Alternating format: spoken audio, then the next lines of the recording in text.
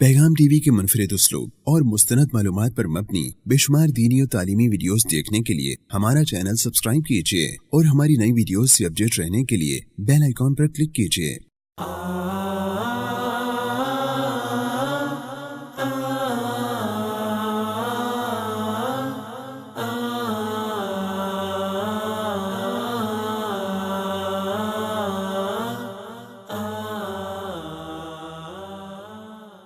वादा है कि इन्ना हाज़ल कुरान यहदी लिल्लती ही अक़वम, उस रास्ते पे ले जाएगा जो सीधा रास्ता है। ऐसा नहीं है कुरान से इस तरह से मायूस नहीं होना कि कुरान लेके नहीं जा सकता। कुरान के पास सारी ताकत मौजूद है बशर्ते कि हम जाना चाहें। अगर हम जाना चाहेंगे तो इन्ना हाज़ल कुरान यहदी लिल्लती ही अक़वम व युबश्शिरुल मुमिनीन अल्लज़ीना यअमलून अस्सालिहाति अन्न लहुम अजरन कबीरा। जो कुरान को मानकर अपने अमल की इस्लाह कर लेते हैं, किरदार उसके मुताबिक बना लेते हैं, कुरान कहता है कि उनके लिए बहुत बड़ा अजर। इन्ना अरसलनाका बिल हक़्क़ि बशीरन व नज़ीरा वला तुसअलु अन अस्हाबिल जहीम। उनकी जो हर्जा सराइयाँ थीं तौहीद और रिसालत के हवाले से वो बयान करने के बाद अल्लाह करीम ने नबी अकरम सल्लल्लाहु अलैहि वसल्लम की आपके मुकाम की वजाहत की है और फिर हमें समझाया है कि नबी करीम सल्लल्लाहु अलैहि वसल्लम आपके बारे में कोई साहिर कहे, कोई मजनून कहे, कोई जो मर्जी कहे, लेकिन नबी करीम सल्लल्लाहु अलैहि वसल्लम हक़ के साथ तशरीफ़ लाए हैं। आपके ज़िम्मे मनवाना नहीं है, आपके ज़िम्मे पहुँचा देना है। बशीर और नज़ीर बना के भेजा है। ज़ाहिर है मानता तो कोई नहीं है। अब अगर आप ये जो जदीद फ़लसफ़े वाले हैं, जदीद फ़िक्र वाले हैं और मगरबी फ़िक्र से, अल्लाह अकबर, मगरबी फ़िक्र से ज़िंदगी नहीं लेते, मगरबी फ़िक्र से मुर्दगी लेते हैं। इकबाल ने कहा था, अगरचे मकतब का जवां जिंदा नज़र आता है, मुर्दा है, मांग के लाया है फरंगी से नफस। ये जो सांस ले रहा है ना, ये मांग के लाया है, उस मांगे हुए सांसों से ये ज़िंदा नज़र आता है, वगरना हकीकत में ये मुर्दा हो चुका। अल्लाह ताला मुआफ़ फरमाए। गोया जो कौम नबी अकरम सल्लल्लाहु अलैहि वसल्लम की तालीमात से और वही इलाही से बेबहरा हो जाती है, वो ज़ाहिरन ज़िंदा नज़र आने वाली कौम भी वो ज़िंदा नहीं होती, वो हकीकत में मर चुकी होती। वो कौम के फैज़ान समावी से हो महरूम, हद उसके कमालात की है बरको बुखारात, है दिल के लिए मौत मशीनों की हुकूमत, एहसास मुरव्वत को कुचल देते हैं हालात।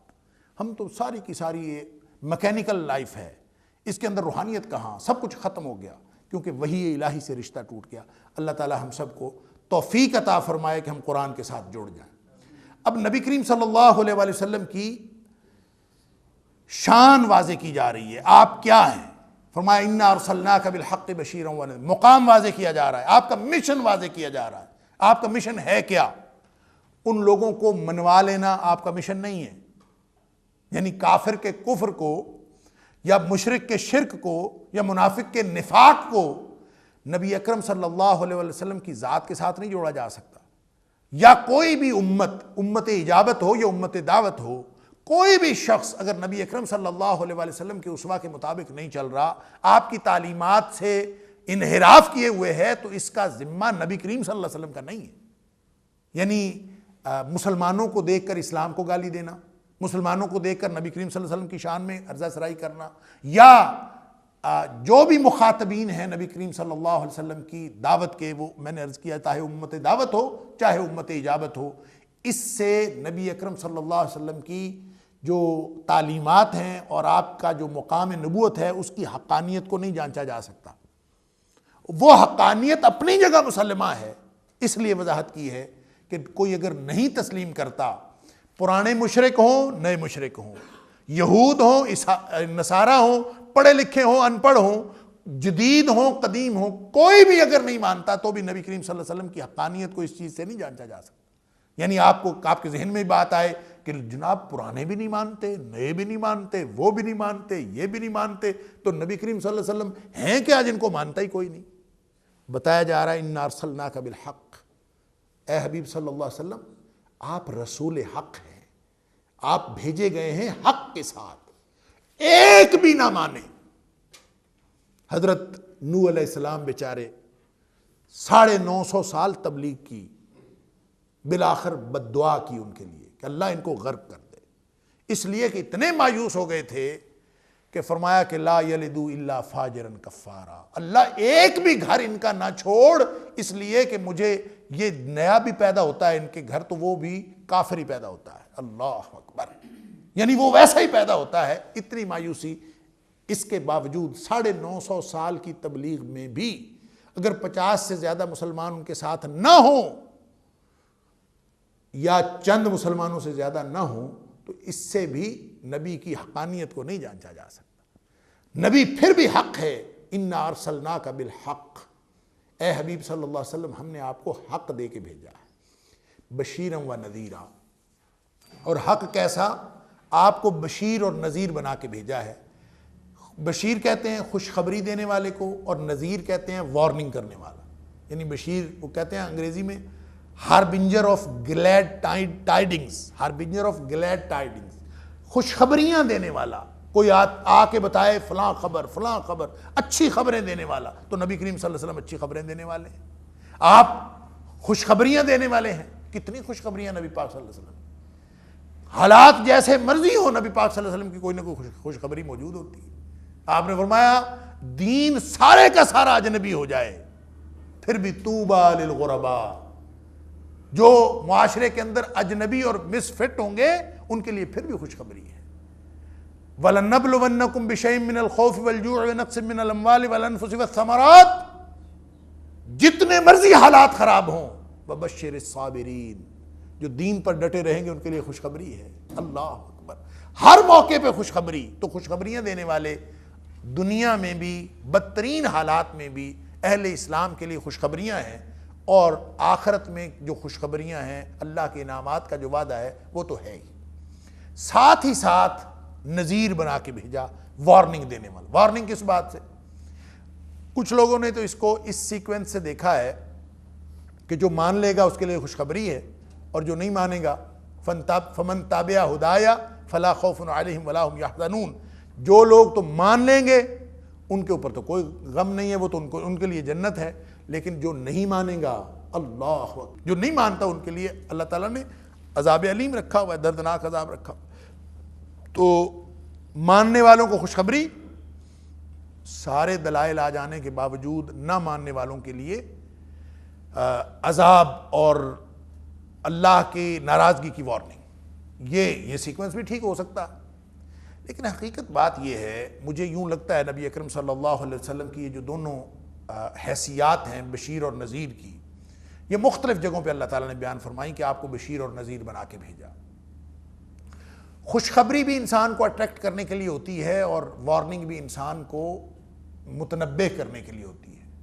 یہ دو اینٹیٹیز اللہ تعالیٰ نے ہر انسان کے اندر رکھی ہیں۔ انسان کی شخصیت کے اندر دو نمایاں پہلو ہیں، پہلے بھی بات ہو چکی، میں اختصار کے ساتھ اس کا اعادہ کرتا ہوں کہ نبی اکرم صلی اللہ علیہ وسلم جب تشریف لائے ہیں تو آپ حقیقت میں انسانوں کے لیے آئے ہیں نا، آپ تمام انسانیت کے لیے، تبارک الذی نزل الفرقان علی عبدہ لیکون للعالمین نذیرا، تمام جہانوں کے لیے آپ وارننگ کرنے والے بن کے آئے ہیں۔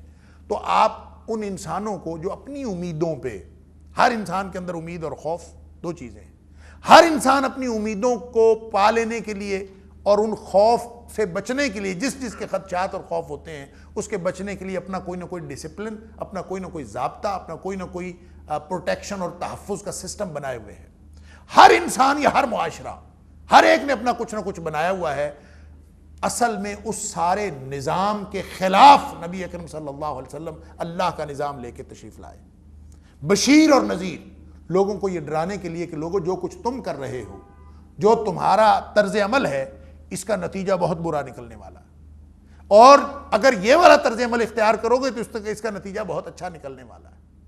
اب کسی بھی شخص کو خوشخبریاں دیں تو بھی اٹریکٹ ہوتا ہے، اگر اس کو تنبیہ کریں تو بھی اس کو کوئی نہ کوئی اثر ہوتا ہے، لیکن کسی شخص کو زندگی کے منہج سے تبدیل کرنا ہو، اس کا پورا زندگی کا نظام تبدیل کرنا ہو، اس کا جو سوچ کا اور عمل کا پورا پیراڈائم چینج کرنا ہو تو اس کے لیے خوشخبری اتنی کارگر نہیں ہوتی جتنی تنبیہ کارگر ہوتی. جتنا انذار کارگر ہوتا ہے اتنی کارگر خوشخبری نہیں ہوتی. یہ بات پہلے بھی ہو گئی کہ جو کافر ہیں ان کو چاہے ڈراؤ چاہے نہ ڈراؤ کوئی فرق نہیں پڑتا. یعنی جو شخص اپنی اس کیفیت میں اس قلبی کیفیت میں آ جاتا ہے کہ جس کے اوپر نبی کریم صلی اللہ علیہ وسلم کی خوشخبری بھی اور آپ کا انذار بھی فرق ہی نہ ڈال لے, اس کو دل میں خوف کسی اور کا ہے, امیدیں کسی اور سے ہیں, نبی کریم صلی اللہ علیہ وسلم کی امید دلانا اور آپ کی وارننگ دینا اس سے کوئی فرق نہ پڑے, اس کو آپ کبھی بھی ایماندار نہیں بنا سکتے. جب نبی کریم صلی اللہ علیہ وسلم کی وارننگ دیکھیں زیادہ سے زیادہ جہنم ہے, تو جو شخص ڈرتا نہیں ہے وہ تو یہ کہتا کوئی بات نہیں 4 دن چھتر پولے کھا کے جنت میں چلے ہی جائیں. اٹ از, مجھے کہا ایک شخص نے, پڑھا لکھا اپنے آپ کو وکیل تھا اور اپنے آپ کو پڑھا لکھا بھی کہتا ہے, اس نے کہا کوئی بات نہیں ہم کر لیں 4 دن چھتر پولے کھانے, اور کیا ہے, کس سے ڈرنا ہے ہم نے.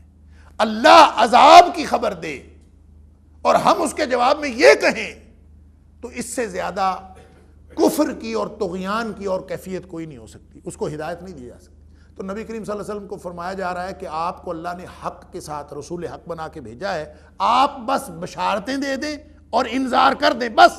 کوئی مانتا ہے مانے, نہیں مانتا نہ مانے.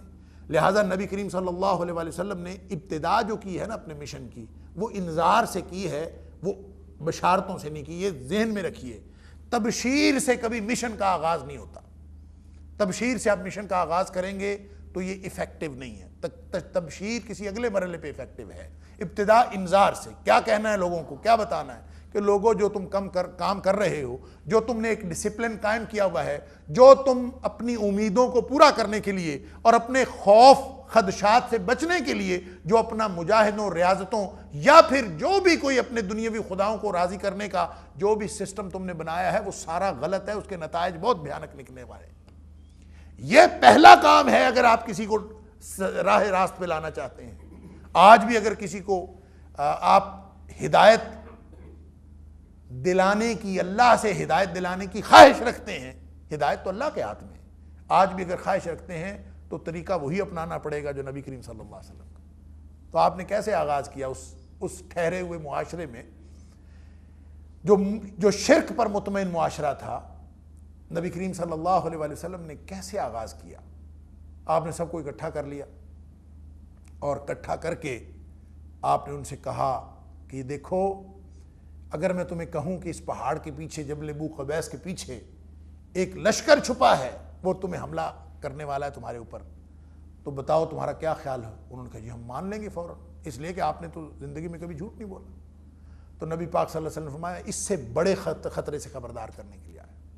یعنی ابتدا انذار سے, اور اللہ کریم نے قرآن میں یہ بات واضح کی ہے. سورہ مدثر کی جو ابتدائی آیات ہیں یہ کہہ لیجئے کہ یہ وحی تو دوسری ہے, لیکن یہ مشن کے اعتبار سے یہ پہلی وحی ہے. وہ جو اقرا والی وحی تھی وہ تو آپ کو بتانے کے لیے تھی کہ آپ نبی بن گئے, اطلاع دینے کے لیے تھی. اب مشن کے آغاز کے لیے یا ایھا المدثر قم فانذر, اٹھو اور لوگوں کو ڈرانا شروع کرو, انذار شروع کرو. تبشیر شروع نہیں کرو, انذار شروع کرو. یعنی کام کہاں سے شروع ہوگا؟ انذار سے. لوگوں کو بتاؤ یہ جو تم کام کر رہے ہو اس کا نتیجہ غلط نکلنے والا, یہ جو کام کر رہے ہو اس کا نتیجہ غلط نکل. تو نبی کریم صلی اللہ علیہ وسلم اور پھر اگلی وحی میں بھی یہی فرمایا وَأَنذِرْ عَشِيرَتَكَ الْأَقْرَبِينَ.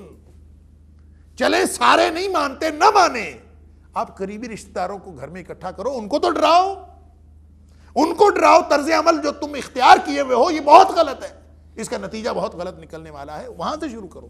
تو انذار سے کام شروع ہوگا, تبشیر سے کام شروع نہیں ہوگا. آپ اگر تبشیر سے کام شروع کرتے ہیں تو آپ بیٹھے رہیں لوگوں کو خوشخبریاں سناتے, کوئی نہیں چینج کرتا اپنا طریقہ کار.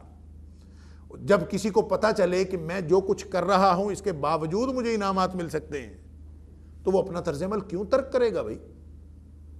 میں اس کی مثال یہ دیا کرتا ہوں کہ اگر آپ کوئی شخص جو ہے وہ کسی گھر میں رہ رہا ہے, فرض کریں اس گھر کے اندر اس کو کوئی پرابلم نہیں ہے اور وہ ٹھیک زندگی گزار رہا ہے, آپ اس کو کہیں کہ اس سے اچھا گھر ہے اس سے بہتر گھر ہے میں آپ کو دے دیتا ہوں. ہم جو کہ سرکاری گھروں میں رہتے ہیں, ہمیں کوئی کہے بھی نا اس سے بڑا گھر مل رہا ہے, تو وہ شفٹنگ کا پروسیس اتنا مشکل ہے کہ ہم کہتے ہیں بھی نہیں ادھر ہی ٹھیک ہے. ہاں ہم نہیں کرتے. تو آدمی اس پہ جتنی مرضی وہ خوبیاں بتائے, آدمی کہتا ہے کہ ادھر بھی ٹھیک ہے, ادھر بھی خوبیاں کچھ نہ چلے کم صحیح ہے تو صحیح. لیکن اگر اللہ تعالیٰ معاف فرمائے کوئی آ کے یہ خبر دے کہ یہ گھر جو ہے اس کی چھت گرنے والی, یا اس کی زمین پھٹنے والی ہے, اس کا فرش نیچے سے بیٹھ گیا ہے, کسی بھی وقت تمہارا کوئی نقصان ہو سکتا ہے, تو پھر اس گھر سے شفٹنگ کرنے کے لیے کسی بڑے گھر کا یا کسی بہت خوبصورت گھر کا پتہ بتانے کی ضرورت نہیں ہے. آدمی فوراً تیار ہو جائے گا کہ یہاں سے تو شفٹ کروں. حتیٰ کہ کوئی چھوٹا کوارٹر بھی مل رہا ہو نا, اس سے آدھا بھی مل رہا ہو, تو بندہ کہتا ہے یہاں سے تو میں نکلوں, میں وہاں چلا جاتا ہوں. یہ انسان کی طبیعت ہے ایسی. اور قرآن اور نبی پاک صلی اللہ علیہ وسلم کی تعلیمات, پورا دین وہ دین فطرت ہے. یہ کیسے ہو سکتا ہے کہ اس کی فطرت کے بغیر ہی اللہ کریم نے سارے ضابطے بنا دیے ہیں؟ تو بشیر اور نذیر تو ہیں, اور نبی کریم صلی اللہ علیہ وسلم کی پوری حیات طیبہ کا اگر مطالعہ کیا جائے تو تبشیر کا پہلو غالب ہے انذار کے اوپر. لیکن ابتدا تبشیر سے نہیں ہوگی, ابتدا ہمیشہ انذار سے ہوگی کہ لوگوں کو ڈرائیں. یا دوسری مثال اس کی لے لیجئے کہ اگر کوئی شخص ڈرائیونگ کر رہا ہے اور اچھا بھلا جا رہا ہے, اس کو آپ جا کے ڈرائیور کے پاس بیٹھ جائیں, بس جا رہی ہے, اس کو کان میں کہیں کہ یار نا یہ سڑک چھوڑو, ہم فلاں سڑک پہ جاتے ہیں, بہت ہی اچھی سڑک, بس تھوڑا سا ہمیں درمیان میں فاصلہ طے کرنا پڑے گا, تو وہ سڑک بڑی اچھی ہے, خوبصورت مناظر ہیں, اور کھلی سڑک ہے, موٹر وے ہے, فلاں جو مرضی کرتے جائے. وہ کہے گا اچھے بھلے جا رہے ہیں, سفر طے ہو رہا ہے, تمہیں کیا مسئلہ ہے؟ لیکن آپ اگر اس کے کان میں جا کے یہ بات کہہ دیں کہ بھائی یہ جو سڑک جس پہ جا رہے ہیں نا آگے کوئی خطرہ ہے, یا آپ اس کو کسی سڑک ٹوٹی ہوئی ہے, سڑک بند ہے, کوئی بھی خطرے سے خبردار کر دیں, یا سڑک کے آگے گڑھا ہے, آگے دریا کا پل ٹوٹا ہوا, بلکہ اس کو یہی کہہ دیں کہ آگے پولیس والے کھڑے ہیں, اور کچھ کوئی ایسی بات کہہ دے, تو وہ کیا کرے گا؟ وہ سب سے پہلے بریک لگائے گا. کم از کم وہ سفر تو رکے نا. اگر انذار ٹھیک ہے تو بریک لگانے کے بعد آپ سے پوچھے گا کہ اچھا ادھر سے پل ٹوٹا ہوا ہے تو پھر میں کدھر سے جاؤں, پھر وہ طریقہ بتاؤ جدھر سے میں جاؤں تو مجھے سیف رستہ مل جائے. واللہ واللہ اگر اس کی گریوٹی کو اور اس کی سنجیدگی کو آپ سمجھ سکیں اس مثال کی, تو اس کے بعد اس کو آپ کسی کچی سڑک کا بھی پتہ بتا دیں گے تو وہ چلنے کے لیے تیار ہو جائے گا. یہ فرق ہے انذار اور تبشیر میں. اور اللہ کریم نے نبی کریم صلی اللہ علیہ وسلم کو بشیر اور نذیر بنا کے بھیجا ہے. جو موقع انذار کا ہے وہاں تبشیر کام نہیں کرتی, جو موقع تبشیر کا ہے وہاں انذار کام نہیں کرتا. لہٰذا ہر شخص کو تبشیر بھی آپ صلی اللہ علیہ وسلم کا حکم ہے, بشروا ولا تنفروا, لوگوں کو بشارتیں دیا کرو اور ان کو نفرت نہ دلایا کرو. لیکن آپ لوگ کوئی شخص اگر اللہ کی نافرمانی کر رہا ہے, نبی پاک صلی اللہ علیہ وسلم کی نافرمانی کر رہا ہے, آپ اس کو کوئی بخشے جاؤ گے خیر ہے خیر ہے, تو وہ کیسے اپنا طرز عمل تبدیل کرے گا؟ اس کو ڈرائیں گے تو بچے گا. آج بھی وہی طریقہ امام ابن تیمیہ رحمۃ اللہ علیہ فرمایا کرتے تھے کہ امت کا آخری زمانہ بھی آ جائے تو اصلاح اس کی نہیں ہو سکتی سوائے اس طریقے کے جو نبی کریم صلی اللہ علیہ وسلم نے طریقہ اپنایا. وہی طریقہ جو نبی پاک صلی اللہ علیہ وسلم نے اپنایا ہے اور جس طریقے سے آپ نے اصلاح فرمائی ہے وہی طریقہ اپنایا جائے گا جدید ترین دور میں بھی, تو وہی کارگر ہوگا, وگرنہ کوئی طریقہ اور کارگر نہیں ہو سکتا. اور وہ کیا ہے کہ انسان کی ان دونوں شخصیت کے ان دونوں پہلوؤں کو ایڈریس کیا جائے, خوف کو اور امید کو. یہ خوف کس کا رکھتا ہے اور امید کس سے رکھتا ہے, اسی پر پوری ایمانیات کی عمارت استوار ہوتی ہے. خوف اور امید. اگر اللہ سے خوف ہے تو پھر کسی اور کا خوف ہی نہیں ہے, اگر اللہ سے امید ہے تو پھر کسی اور کی امید ہی نہیں ہے. اگر ایسا ہوگا تو پھر ٹھیک ہے. اگر آپ بشیر اور نذیر ہیں, انذار کر لیا, تبشیر کر لی, وَلَا تُسْأَلُ عَنْ أَصْحَابِ الْجَحِيمِ, تو پھر جو جہنم میں جا رہے ہیں اس سے آپ کی حقانیت کو تولا نہیں جا سکتا. سارے بھی جہنم میں چلے جائیں تو آپ سے نہیں پوچھا جائے گا. وَلَا تُسْأَلُ, اے حبیب صلی اللہ علیہ وسلم آپ سے سوال نہیں کیا جائے گا عن اصحاب الجحیم کہ یہ جہنمی جہنم میں کیوں چلے گئے. یہ ایک بہت بڑا اور میں یہ سمجھتا ہوں کہ یہ بات تو نبی کریم صلی اللہ علیہ وسلم کو کہی جا رہی، لیکن پوری امت کے لیے یہاں رہنمائی کا ایک بہت بڑا نقطہ ہے۔ ہم جب کسی کو واعظ کرتے ہیں نا، یا کسی کو تبلیغ کرتے ہیں، ہمارا دل کرتا ہے کہ یا تو یہ ہماری بات مانے، نہیں تو پھر اس کی ایسی کی تیسی۔ سارے افراد الا ماشاء اللہ، ساری جماعتیں الا ماشاء اللہ اسی بنیاد پر محبت اور نفرت قائم کرتی ہیں، اسی بنیاد پر غصہ اور اخلاص اس کے جذبات در آتے ہیں، اسی بنیاد پر ہم پورے معاشرے میں فساد تک کھڑا کرنے کے لیے تیار ہو جاتے ہیں، کیونکہ ہمارا خیال ہے کہ ہم اس کو دین کی تبلیغ کر رہے ہیں۔ اللہ کے رسول صلی اللہ علیہ وسلم سے زیادہ تبلیغ حق کی کون کر سکتا ہے؟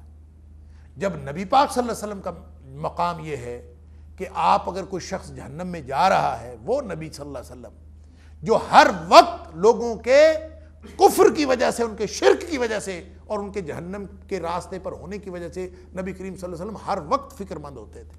فَلَعَلَّكَ بَاخِعٌ نَفْسَكَ عَلَىٰ آثَارِهِمْ إِن لَّمْ يُؤْمِنُوا بِهَٰذَا الْحَدِيثِ آسَفًا۔ لوگ ایمان نہیں لاتے، نبی پاک صلی اللہ علیہ وسلم کو سب سے بڑا غم ہی یہ تھا۔ اللہ فرماتا ہے کہیں آپ اپنے آپ کو ہلاک نہ کر بیٹھے اس وجہ سے کہ یہ مومن کیوں نہیں بنتے۔ نبی پاک صلی اللہ علیہ وسلم ہر وقت اسی فکر میں رہتے تھے۔ فرمایا میں تمہارے دامن پکڑ کر تمہیں جہنم سے بچانے کی کوشش کرتا ہوں، تم اپنے دامن چھڑا کر جہنم میں جا رہے ہیں۔ اللہ اکبر۔ وہ نبی کریم صلی اللہ علیہ وسلم جو رسول حق ہیں، جن کی دعوت حق ہے اور کوئی شک نہیں اس بات میں، ان کو بھی فرمایا جا رہا ہے کہ اگر پھر بھی کوئی شخص جہنم میں جاتا ہے تو آپ کا ذمہ نہیں ہے، ذمہ داری کی حدود کا تعین کریں، سمجھیں آپ کی ذمہ داری کہاں تک ہے۔ آپ کی ذمہ داری کہہ دینا اور نتائج سے آگاہ کر دینا، خبردار کر دینا اور بتا دینا کہ یہ سیدھا رستہ ہے، یہ الٹا رستہ ہے، اس پر جاؤ گے تو یہ نتیجہ نکلے گا، اس پر جاؤ گے تو یہ نتیجہ نکلے گا۔ اگر یہ بتا دیا ہے، پوری طرح ابلاغ کر دیا ہے تو آپ کی ذمہ داری ختم ہو گئی ہے۔ ہم سمجھتے ہیں کہ ساری ذمہ داری ہماری، ہم اس کو اپنے ذمہ، ظلم ہو رہا ہے جی، یہ ہو رہا ہے ظلم، تو کیا اس ظلم کو روکنے کے لیے آپ آتھورائزڈ ہیں؟ آپ کے ذمے ظلم کو ظلم کہنا تو آپ کے ذمے ہے، ظالم کو ظالم کہنا تو آپ کو ذمے ہے، لیکن کیا اس کو روکنا؟ نہیں۔ کلکم راع وکلکم مسئول عن رعیتہ، ہر ایک اپنا ایریا آف جورسڈکشن ہے، اور اس ایریا کے بارے میں آپ سے پوچھا جائے گا، آپ سے وہ نہیں پوچھا جائے گا جو آپ کا ایریا ہی نہیں ہے، جو آپ کا ذمہ داری نہیں۔ لہٰذا ذمہ داری کی حدود جو اللہ کریم نے اور نبی کریم صلی اللہ علیہ وسلم نے بتائی ہیں، ان حدود کو پہچاننا اور ان کو آبزرو کرنا، اس کا خیال رکھنا یہ بہت ضروری ہے، وگرنہ دین کی تو حالت بگڑ جائے گی، فتنہ ہی فتنہ پھیلے گا۔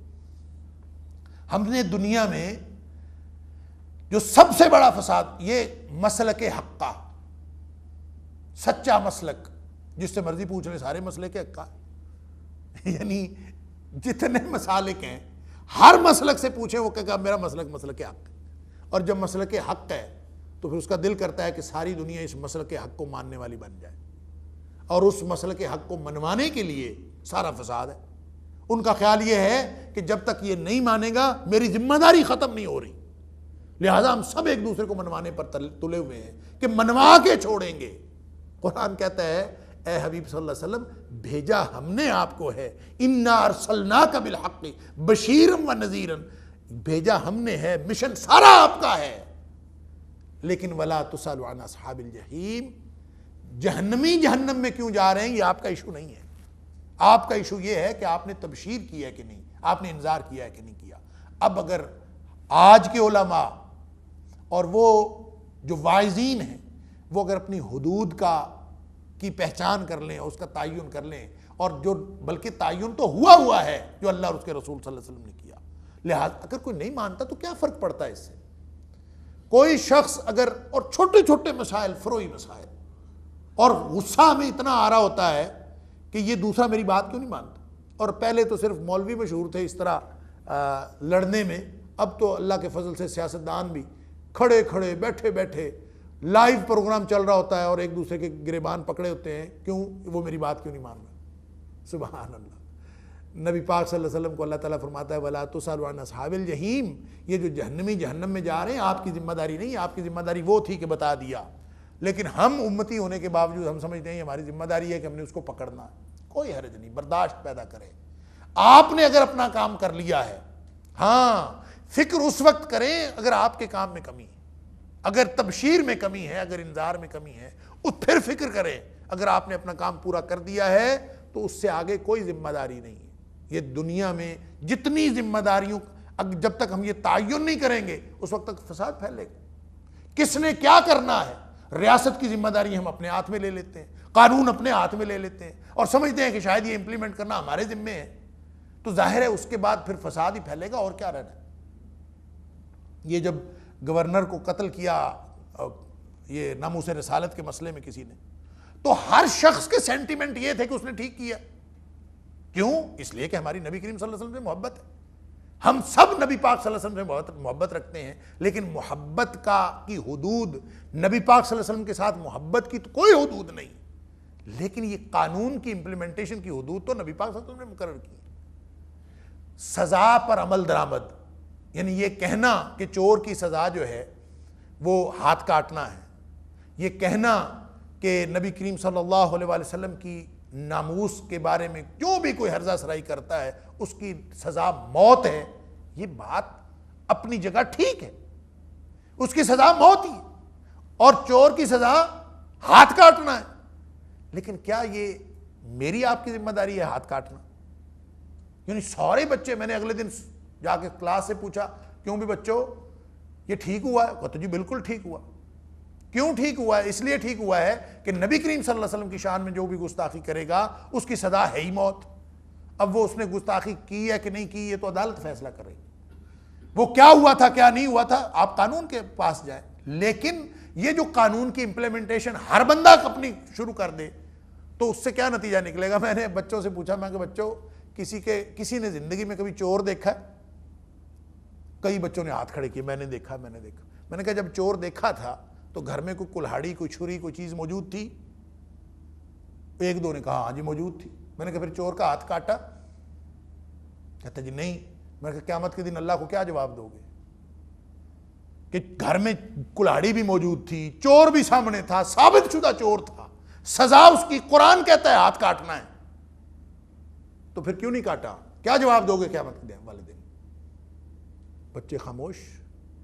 اور میں نے کہا بیٹا یہ ہمارے ذمے نہیں ہے، ہمارے ذمے حکمرانوں کو بتا دینا ہے کہ اس کی سزا یہ ہے. امپلیمنٹ کرنا ریاست کا کام ہے، ہمارا کام نہیں ہے. اگر ریاست امپلیمنٹ نہیں کرتی تو گناہگار وہ ہیں. ہم یہ کیوں سمجھتے ہیں کہ ریاست امپلیمنٹ نہیں کر رہی تو گناہگار میں ہو رہا ہوں؟ میں اس وقت گناہگار ہوں گا اگر میں کہہ نہیں رہا اور ان کو بتا نہیں رہا. اگر میں نے بتا دیا ہے تو گناہ میرے ذمے نہیں ہے. یہ ہے ذمہ داری کی حدود. وَلَا تُسْأَلُ عَنْ أَصْحَابِ الْجَحِيمِ. جب نبی پاک صلی اللہ علیہ وسلم بھی جہنمی جہنم میں جا رہے ہیں، نبی پاک صلی اللہ علیہ وسلم اس کے ذمہ دار نہیں ہے، اس لیے کہ آپ نے اپنا پیغام تو پہنچا دیا تھا. نبی پاک صلی اللہ علیہ وسلم کے ذمے تو صرف پہنچا دینا تھا اور آپ نے پہنچا دیا. اور اگر یہ کام بھی کوئی نہ کرے، بتائے بھی کوئی نہ، یا ایھا الرسول بلغ ما انزل الیک من ربک، سورہ مائدہ میں اللہ تعالیٰ فرماتا ہے اے حبیب صلی اللہ علیہ وسلم آپ کا کام پہنچا دینا ہے. وَإِن لَمْ تَفْعَلْ فَمَا بَلَّغْتَ رِسَالَتَهُ. اگر آپ نے یہ بھی کام نہیں کیا پہنچانے والا تو پھر آپ نے حق نہیں ادا کیا، وہ پیغام ہی نہیں پہنچایا جو اللہ نے آپ کو دیا تھا. تو اگر آپ نے یہ پہنچا دیا ہے تو ہدایت آپ کے ذمہ نہیں ہے. اِنَّكَ لَا تَهْدِي مَنْ أَحْبَبْتَ وَلَكِنَّ اللَّهَ يَهْدِي مَن يَشَاءُ. اللہ جس کو چاہتا ہے ہدایت دیتا ہے، آپ ہدایت نہیں دے سکتے.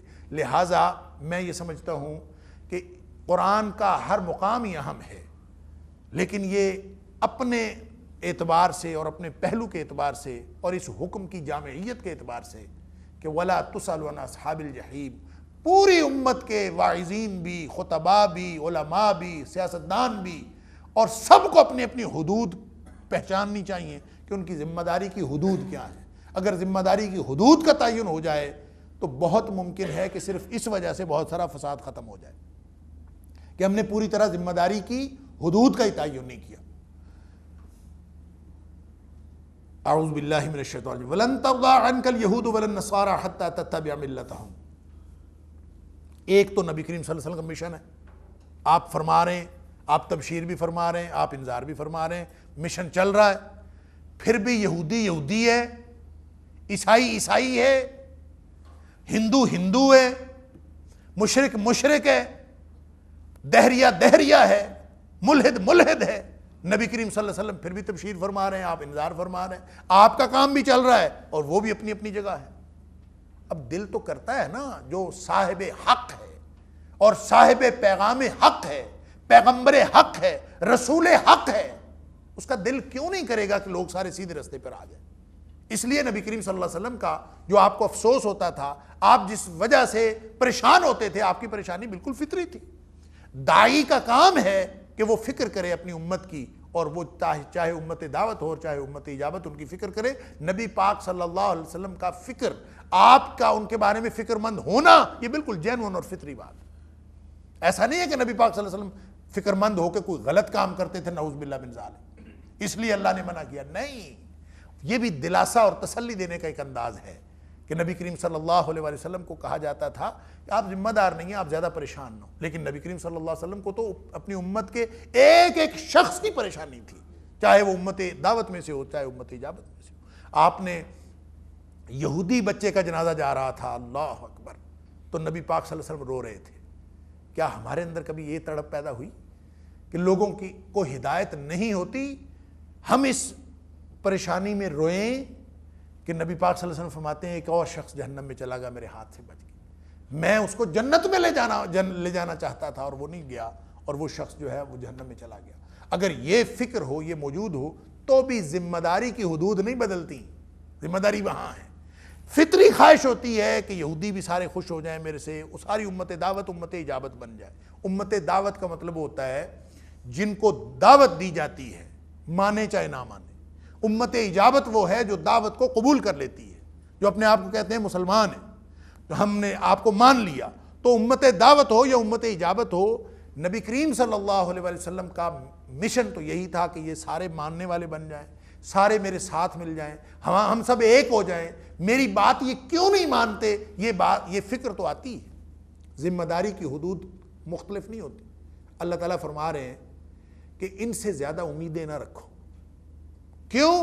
اس لیے کہ انہوں نے ماننا ہی کوئی نہیں ہے۔ یہ ایک صورت میں راضی ہو سکتے ہیں، وَلَن تَرْضَى عَنْكَ الْيَهُودُ وَلَا النَّصَارَى، یہ یہودی اور عیسائی آپ سے کبھی خوش نہیں ہو سکتے، کبھی راضی نہیں ہو سکتے، حَتَّى تَتَّبِعَ مِلَّتَهُمْ، جب تک کہ آپ ان کی ملت کی پیروی نہ کریں۔ اللہ اکبر، اس بات پر تو ہر شخص ہی کہتا ہے، اب کیسے سمجھا جا سکتا ہے کہ کون سچا اور کون جھوٹا؟ اگر یہ بنیاد بنا لی جائے کہ ہر شخص کا دل کرتا ہے کہ لوگ میرے ساتھ آ کے مل جائیں، ہم اتحاد کر لیتے ہیں، جیسے ساری ہماری جو مذہبی جماعتیں ہیں، ہمارے جو سارے مسالک ہیں، ہر مسلک اتحاد کا داعی ہے، ہر جماعت اتحاد کی بات کرتی ہے، لیکن اتحاد پتہ کیسے طریقہ کار یہ بتاتے ہیں کہ دوسرے سارے آ کے ہمارے ساتھ مل جائیں۔ یہ تو اتحاد کا طریقہ کار ہی بڑا سوکھا ہے کہ سب آ کے میری بات مان لیں تو پھر ہم اتحاد کرنے کے لیے تیار ہیں۔ یہی طریقہ یہودیوں کا ہے، وَلَن تَرْضَى عَنْكَ الْيَهُودُ وَلَا النَّصَارَى حَتَّى تَتَّبِعَ مِلَّتَهُمْ، آپ ان کی پارٹی کے ساتھ مل جائیں، وہ خوش ہیں آپ سے۔ ملت کیا ہوتی ہے؟ یعنی ایک تو یہ اس پورے تناظر میں اس آیت کو دیکھیے کہ نبی کریم صلی اللہ علیہ وسلم کو کہا جا رہا ہے، ان کے توسط سے پوری امت کو کہا جا رہا ہے کہ اگر تمہاری یہ خواہش ہو کہ تم کمفرٹیبل پوزیشن میں آ جاؤ یہودیوں اور عیسائیوں کے ساتھ، تو اس کا ایک ہی طریقہ ہے، وگرنہ کبھی بھی تم کمفرٹیبل نہیں ہو سکتے۔ ایک ہی طریقہ ہے، اور وہ طریقہ کیا ہے؟ حتی تتبع ملتہم، ان کی بات مان، ان کی ملت کی پیروی کرو۔ میں بھی عرض کرتا ہوں ملت کیا ہوتا ہے، ان کی ملت کی پیروی کرو، پھر ہو سکتا۔ دیکھیں ایک بات ریپیٹڈلی کہی جاتی ہے، اور میں بھی بہت دفعہ عرض کر چکا ہوں کہ یہودیت بھی تو ایک مذہب ہے نا۔ موسیٰ علیہ السلام کے ماننے والے اپنے آپ کو یہودی کہتے ہیں نا، عیسیٰ علیہ السلام کے ماننے والے اپنے آپ کو عیسائی کہتے ہیں۔ دونوں ریویلڈ یعنی اللہ کی طرف سے نازل شدہ مذاہب ہیں، وہ تورات کو ماننے والے، انجیل کو ماننے والے۔ یہ الگ بات ہے، تحریف کر لی، سب کچھ کر لیا، اور تورات کو بھی بدل لیا، انجیل کو بھی بدل لیا، لیکن بنیادی طور پر تو منزل من اللہ ہے نا، اللہ کی طرف سے نازل ہے۔ لیکن ہم جب مغربی تہذیب کو دیکھتے ہیں تو مغربی تہذیب تو ساری کی ساری لادینیت پر مبنی ہے۔ یہودیت جیسا تیسا بھی ہے، مذہب تو ہے نا، عیسائیت جیسا تیسا بھی ہے، انحراف شدہ ہے، مذہب تو ہے، اسلام بھی ایک مذہب ہے، اور جو مغربی تہذیب ہے وہ لادین تہذیب ہے۔ irreligious, سیکولر نہیں, irreligious, لادین بالکل. اچھا اب اس لادین تہذیب میں چاہیے تو یہ تھا کہ بلاک یوں بنتے کہ لادین سارے ایک طرف ہوتے, اہل مذہب سارے ایک طرف ہوتے, یہ بلاک بننا چاہیے تھا نا. لیکن بنا کیا ہے, اس لادینیت کے ساتھ یہودی بھی کمفرٹیبل ہیں, عیسائی بھی کمفرٹیبل ہے, مقابلہ صرف اسلام سے ہے. یعنی اسلام ایک طرف ہے, یہودی اور عیسائی ان کے ساتھ ہے. کیوں؟ بڑا اہم سوال ہے کہ حالانکہ فطری طور پر ایسا نہیں ہونا چاہیے تھا, بلکہ اس سے بھی پیچھے اس کے بھی پس منظر میں ایک اور سوال بھی ہے کہ عیسائیوں کے, حضرت عیسیٰ علیہ السلام کے سب سے بڑے دشمن یہودی تھے, اور یہودیوں نے حضرت عیسیٰ علیہ السلام کو بذام خود سولی پہ لٹکایا, سلیب پہ چڑھایا. یہ تو قرآن کہتا ہے, مسلمان کہتے ہیں کہ کچھ نہیں ہوا, عیسائی تو خود مانتے ہیں کہ ایک دفعہ سلیب پہ چڑھایا گیا اور بعد میں دوبارہ زندہ ہوئے. ہم تو اس کو تسلیم ہی نہیں کرتے, اس لیے کہ قرآن کہتا ہے کہ وما قتلوہ یقینا, یہ ہوا ہی نہیں, جھوٹ بولتے ہیں, ان کو اشتباہ ہوا ہے. ولکن شبہ لہم, ان کا اپنا مسئلہ ہوا نہیں ہے, واقعہ امر واقعہ یہ نہیں. لیکن ان کی آپس میں جب لڑائی اتنی ہے تو وہ آپس میں کیوں کمفرٹیبل ہے؟ ان کو تو مسلمانوں کے ساتھ کمفرٹیبل ہونا چاہیے, عیسائیوں کو. اور قرآن نے کہا بھی ہے سورہ مائدہ میں وَلَتَجِدَنَّهُمْ أَقْرَبَهُمْ مَوَدَّةً, کہ یہ جو عیسائی ہیں الذین قالوا انا نصارى, جو کہتے ہیں عیسائی, ان کو تو مسلمانوں کے قریب ہونا چاہیے, لیکن یہ یہودیوں کے قریب ہیں. یہودی اور مشرک یہ مسلمانوں کے لیے اشد الناس عداوۃ, یہ دشمنی کے اعتبار سے سب سے زیادہ سخت ہے. حالانکہ فطری طور پر یہ ہونا چاہیے, لیکن عیسائیت اور یہودیت بھی اکٹھے ہیں, اور اس سے بڑا مسئلہ یہ کہ یہ لادینیت کے ساتھ بھی یہ اکٹھے ہیں.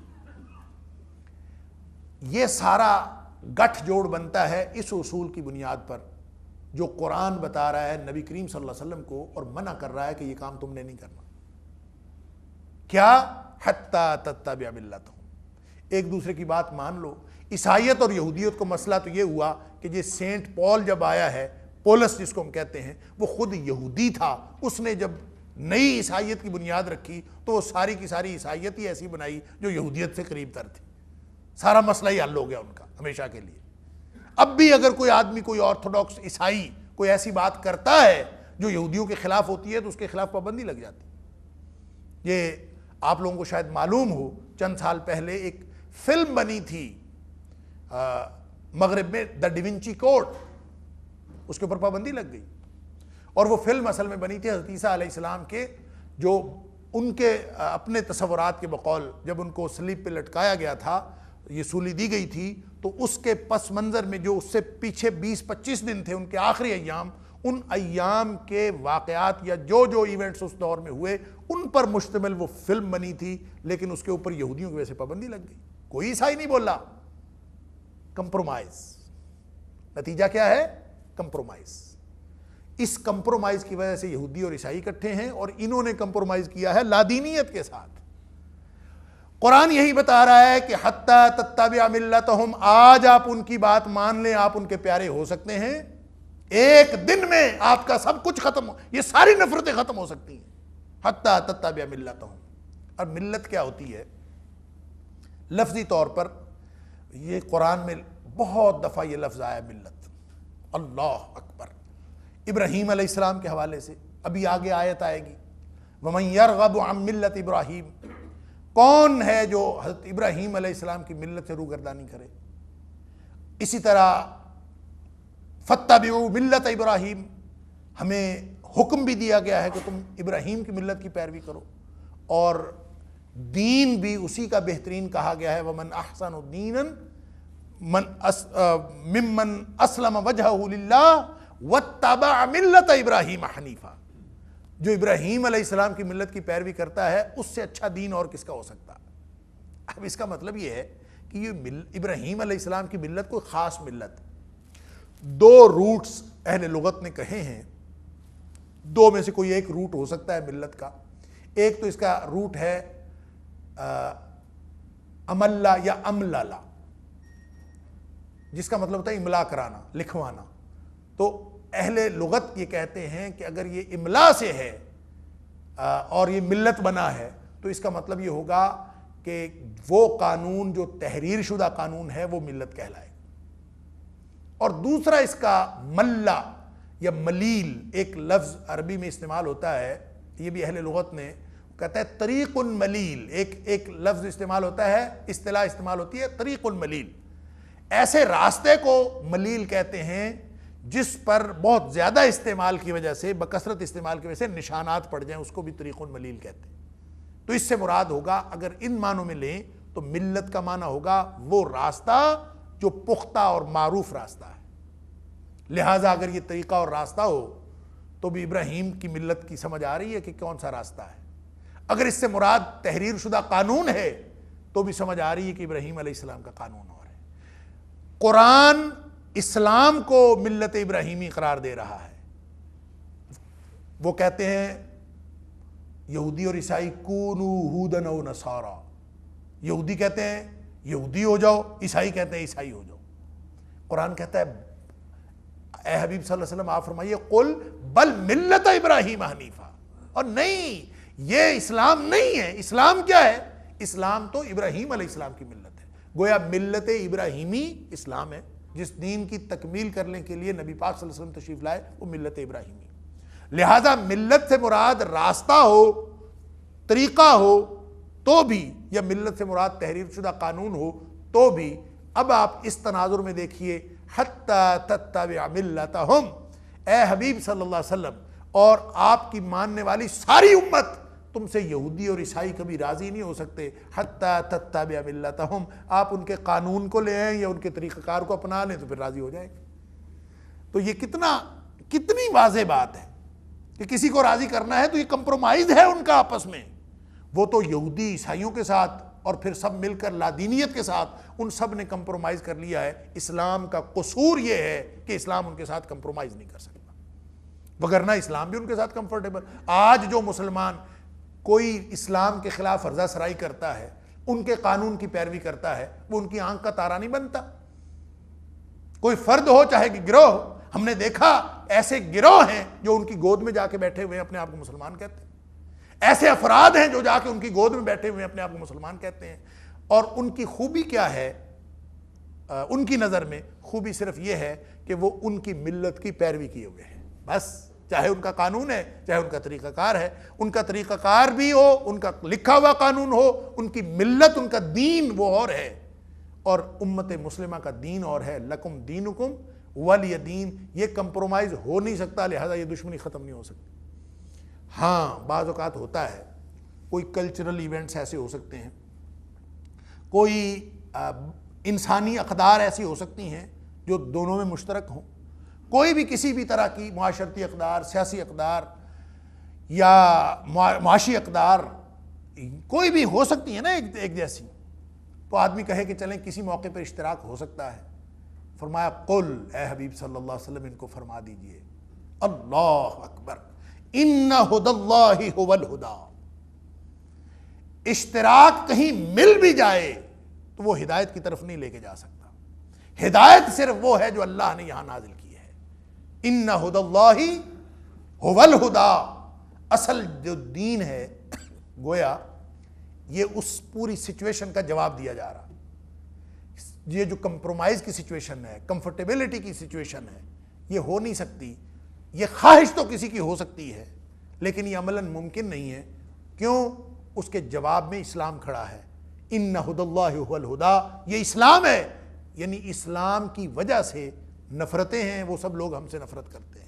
اسلام کی وجہ سے محبت ہے, اسلام کی وجہ سے دشمنیاں ہیں. تو ساری وجہ یہ جو گروہ بندی ہے وہ تو اسلام کی وجہ سے ہے. اگر ہم نے یہ ہدایت ہی چھوڑ دی اور پھر ہم صرف اس وجہ سے کہ ہم ان کے ساتھ کمفرٹیبل ہو جائیں, اگر یہ ہدایت چھوڑ دی تو پھر کیا بنے گا؟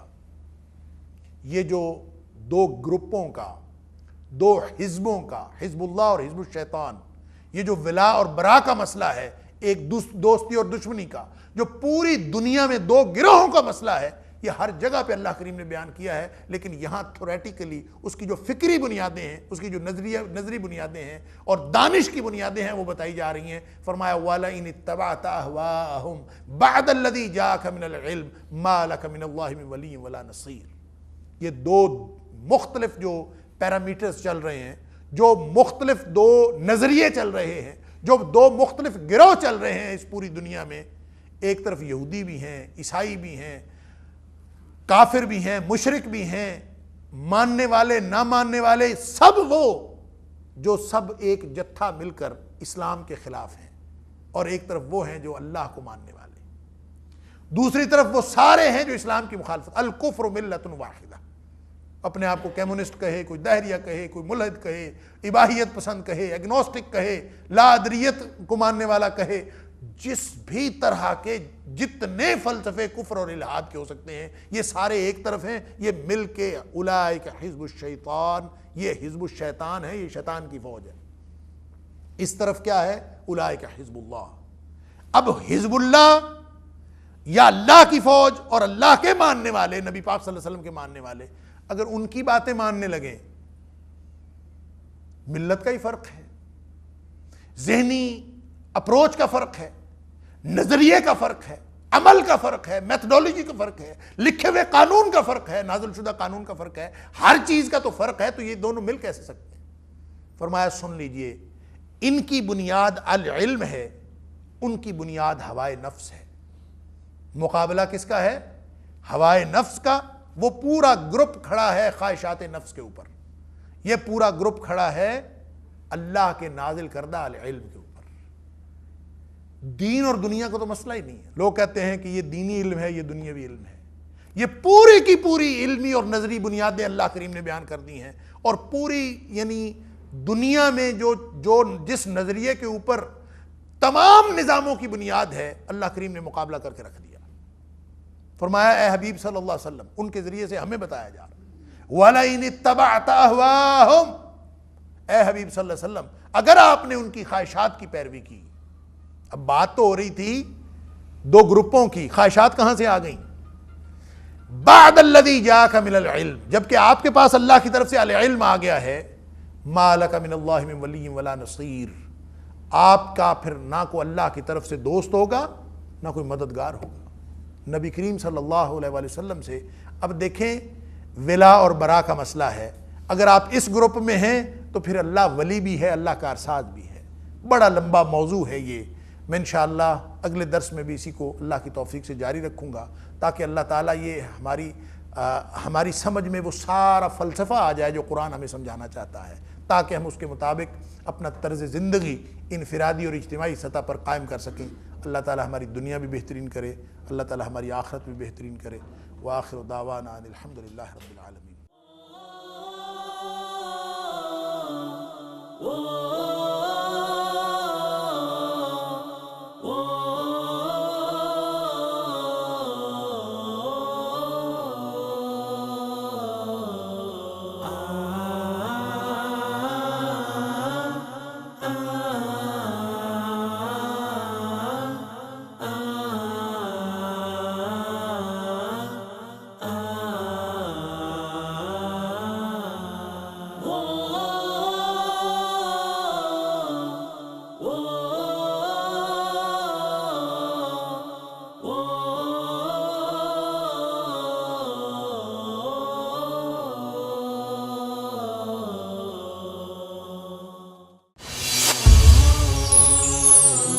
پیغام ٹی وی